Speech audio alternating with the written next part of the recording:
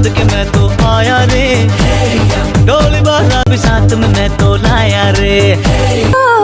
मन मेरा खिंचा चलाया तेरी आया रे, अब तो ना होता है एक रोज इंतजार सोनी, आज नहीं तो कल है तुझको तो बस मेरी होनी रे। तेनू ले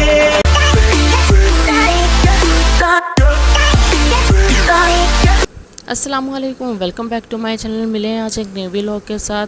आपको मतलब टाइटल देख के तो पता चल ही गया होगा, आज जी है निकाह का डे। कल मैंने वीडियो जो अपलोड की थी वो ढोलकी की थी, तो आज हम लोग पहुंच चुके हैं पार्लर पे। पार्लर का मेरा आई मेकअप जो था वो कंप्लीट हो चुका था और बेस वगैरह भी कंप्लीट थी।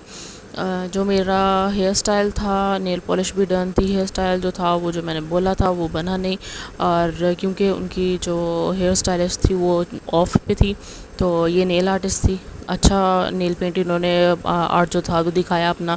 खैर हम लोग फिर तैयार हुए और फिर निकले हम लोग विदाउट दुल्हा बारात लेकर, क्योंकि दुल्हा जो था हमारा वो निकाह के शूट के लिए पहले से हॉल में चला गया था दुल्हन के साथ, तो इसीलिए हम लोग अपनी अपनी गाड़ियों में बैठे और हम लोग हॉल की तरफ निकले। और ये हॉल जो था एम्पोरियम मॉल के अंदर निशात हॉल था, तो वहाँ पे था। रिसेंटली यहाँ पे हीरा मानी का शूट हुआ है, तो वेन्यू बहुत अच्छा था। मेन्यू ना मुझसे पूछिएगा। तो बाकी जो है वो ये रस्म थी दुल्हन वालों की तरफ से कि जो ग्रूम के मामू हैं वो ग्रूम को माशाल्लाह का ये पेंडल पहनाएंगे और ब्राइडल के मामू ब्राइडल को पहनाएंगे। तो ये मतलब रस्म जो थी ये मेरे हस्बैंड ने कंप्लीट की, क्योंकि ये अकलौते मामू हैं। और ये जिन रस्म जो सी है ये हंसते मुस्कुराते हमारी जो रस्म है ये कंप्लीट हुई, क्योंकि फ़र्स्ट टाइम था और वो भी ज़रा शर्मा रहे थे किस तरह से मतलब रस्म करते हुए। खैर फिर हमारी हुई ब्राइडल की एंट्री। अब जी एंट्री देखते हैं।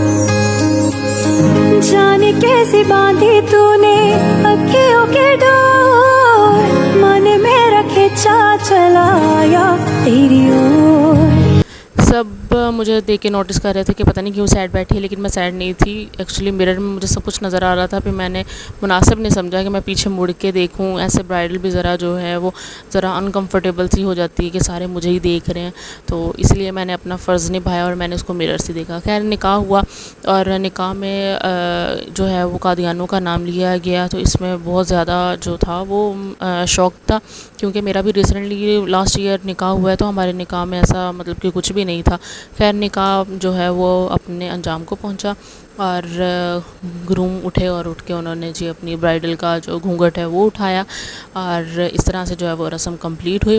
और फिर उसके बाद जी ये हमारा टेबल था और मेरे टेबल के ऊपर सारा ख़ानदान मौजूद था, क्योंकि मैं एक तो मैं बड़ी नहीं लेकिन मिडल, अपने ख़ानदान की मिडल बहू, और फिर दूसरा ये कि मैंने ज़रा नई थी इसलिए ज़रा प्रोटोकॉल में भी थी। फिर से खैर मैंने सोचा कि मैं अपना ज़रा शूट कर लूँ, फिर मैंने शूट किया और फिर ये हम लोग बारात से वापस आ गए, कपड़े वगैरह चेंज किए। चेंज करने के बाद फिर हम लोग पहुँच के ऊपर आतिशबाज़ी देखने के लिए। तो ये था जी ग्रूम, खुद ही बेचारा ग्रूम और उससे जो बड़ा भाई है ये लोग खुद ही पटाखे और अपनी जो आतिशबाज़ी थी उसको कर रहे थे। ये एक्चुअली टेस्ट कर रहे थे जो आजकल आए हैं, बॉम्ब आए हैं, मतलब ये जो आतिशबाज़ी में है, और केक है जिसके अंदर 6 और 72 के होते हैं, और इनको एक साइड से इनकी तार निकली हुई होती है, तो उसको मतलब आग लगाएं तो वो फिर पटाखे जो हैं वो निकलते हैं। तो वो भी मैं आपको आगे दिखाऊंगी केक जो है। और ये था तो इन्होंने तीन जो हैं वो अनार इकट्ठे रख दिए, तो वो इस तरह से था, मतलब अभी टेस्ट कर रहे थे। तो निकाह पे इन लोगों ने टेस्ट किया सारा कुछ, आगे देखें। और फिर उसके बाद खैर बहुत मज़ा आया, सारी अपनी फैमिली कंप्लीट थी। ये देखिए अब ये 4 इन्होंने रखे और 4 के चारों एक जैसे थे। अब ये केक जो है उसको चलाएँगे।